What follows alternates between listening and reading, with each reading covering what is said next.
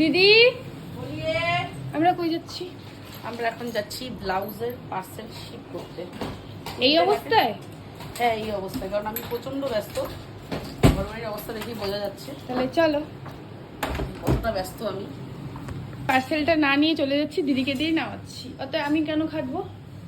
ওই দেখো গাইস গান করছে, ওই দেখো গাইস গান করছে। জুতো পরতে তোমার পরতে। যাওয়ার কথা। আরে তুমি করে দাও আমার হয়ে। তোরা কি চালাতে পারো? চালাতে তো পারোই।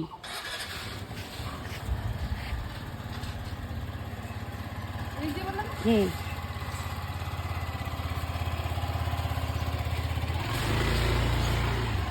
ব্যাস ব্যাস।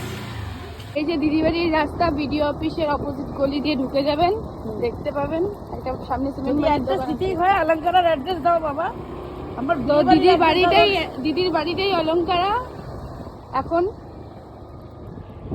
বিয়ে ও সবাইকে জনহারে সবাইকে বিয়ের নেমন্তন্ন করছে, তো খাওয়া দাওয়ার দায়িত্ব প্রিয়াঙ্কার থাকবে। আমি অ্যাড্রেসটা আমার দোকানের দিতে পারি, বাট বাড়ির অ্যাড্রেসটা প্রিয়াঙ্কার দায়িত্ব।